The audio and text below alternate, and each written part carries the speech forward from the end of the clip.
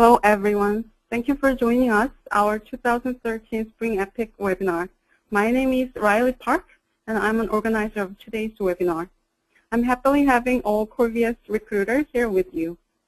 I hope you will have great opportunities to get information from this webinar and have answers to what you have wanted to know. For today, as you know, there are two presenters, Claire Kim and Robert Smith. Claire Kim is one of friendly and professional recruiters. Robert Smith is a guest presenter today. He has been working at a public school since this March. He will share the information and personal experiences.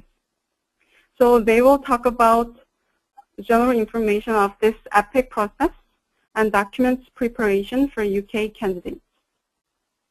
If you have questions while presentation going, please ask questions in chat box, and today's organizer, Serena Che, and Park will answer your questions. In addition, Q&A time will be upon the completion of the presentation. Today's organizer, Park, will gladly answer your questions as well. Then let's start Korvia's webinar for 2013 Spring EPIK. I'll give you today's presenter, Claire Kim. Please welcome her.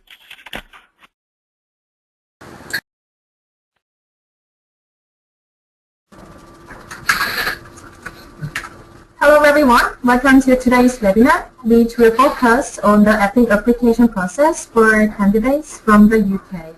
My name is Claire Kim, and I'm a recruiter with Korvia Consulting. Joining me today is one of Korvia's very own teachers. Say hello, Rob. Hello. Please, could you tell us a little bit about yourself? Yeah, I'm from the north of England, near York, and I've been teaching in Korea for about 6 months. Okay, good. So I have asked Rob to join us today because he has been through the application process and can give you guys some useful advice. Isn't that right? I will try my best. So let's get started. Today's webinar will consist of 3 stages. Firstly, I want to briefly show you the EPIK process. There are other webinars dedicated to this process, and there are also guides on the Korvia website. Secondly, we will go through the document procedure, and hopefully we'll be able to give you some useful tips about how to get this. Lastly, we will spend a few minutes answering any questions that you may have. So, this is the EPIK process. First of all, we will arrange your interview with EPIK. After that, if your interview is successful, you will send your documents to us, Korvia. Lastly, the Metropolitan Office of Education and Provincial Office of Education will allocate you with the city or region. In other words, they will tell you whereabouts in Korea you will be living and teaching over here. Next, we have a list of the required documents. The EPIK application form, photocopy of a degree certificate with an apostille stamp, criminal background check with an apostille stamp, an official sealed university transcript, original 2 recommendation letters, passport photocopy, and your teaching certificate or sworn declaration. Most of these documents can be done whenever you have some free time, but others are a little more difficult to acquire. Yeah, that's right. For instance, getting the criminal background check in the UK is really simple. You don't need a full CRB or anything. The form you need is a subject access form. It costs you about £10 and you can order it from your local police station. Oh wow, how long does it take?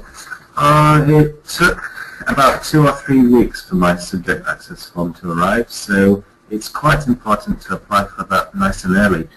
In fact, if we can look at the next slide, thank you, you can see that the most time-consuming things are getting your university transcripts and getting the apostille stamps on copies of your degree certificate and subject access form. I can recommend that you request your university transcripts and subject access form first, Then, while you are waiting for those to arrive, you can find and contact your local notary public. The notary public needs to contact your university, and this can take anywhere between a few days and a week or so. Your notary public will then contact you when your degree certificate has been verified. Then, as soon as you have your subject access form, you can take it in or send it to your notary public, and they will send the copies away to be stamped. I'm pretty sure that most notary publics will send them away for you. So, how much did it cost you to get your documents notarized? Yes, this is a small negative point actually. The notary public that I went to charged me £75 per hour. Fortunately though, this is a relatively simple process for them, so it didn't take long. Altogether, I think that it cost me about £130, maybe £150. Obviously, there might be some differences in cost, depending on who you find, but I'm quite sure that every one of you will pay around the same fee, including postage costs, etc. Okay, so let's have a look at the postage process again in more detail, because I think that it's slightly tricky. Rob, would you mind just explaining again briefly about how to obtain these documents? Yeah, sure. So the first thing you need to do is order your subject access form. In the UK, the form you need is called a subject access form. You can apply at your local police station and the fee is approximately £10. You can obtain an application form from your local police station, or there might be one available to download from your local police website. Once you have visited your local police station or sent in your application via post, I'd recommend ordering your transcripts from your university. You can literally call the admin office of your school and request your officially sealed full transcript free of charge. Yes, please take care not to open your transcript when it arrives at your home. One thing that I would also like to mention is the alternative to getting a subject access form. Instead of a subject access form, you can get a basic disclosure certificate. It costs a little bit more, £15, but can be done entirely online if you have been living in the UK for at least the past 12 months. On the website, it says that they try to issue your disclosure within 14 days. Yeah, so it's up to you whether you prefer to take the subject access route or the disclosure route. I got a subject access form and personally thought that it was a very simple and cheap process. Anyway, moving on. After you've applied for your criminal record certificate, you can contact your notary public. Explain that you need an apostille stamp on a copy of your degree certificate and on your subject access form. Once you have received your subject access form, you can then proceed to get your degree certificate and subject access form notarized. You need to contact your local notary public and they will notarize a copy of your documents. You should make sure to request that copies are notarized, not the originals. The notary public should offer to send them to the Foreign and Commonwealth Office for you, which makes things a bit easier. However, bear in mind that they will still charge you the post office fees. So that is just about everything we wanted to cover today. I would just like to show you some useful links that will save you a lot of time when you're applying. The first link here is a link to the Korean Embassy in the UK. There, you can find the EU visa information and you can also download the application form, which you will need to send along with your passport and a check for £80. Please send any important documents by recorded delivery to make sure that they arrive quickly and safely.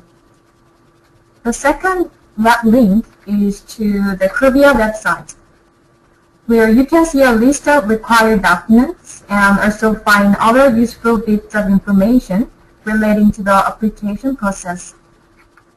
Finally, at the bottom is a link to the disclosure website, in case any of you would prefer to do that. And please remember that your recruiter will always be able to help you and guide you from start to finish. Also, I just would like to tell you that candidates from the UK have a slight advantage when applying for EPIK. Applicants from the UK are able to acquire the required documents faster, than in the US, so you will be able to get the first jobs. So that concludes today's webinar. Thank you very much for your attention.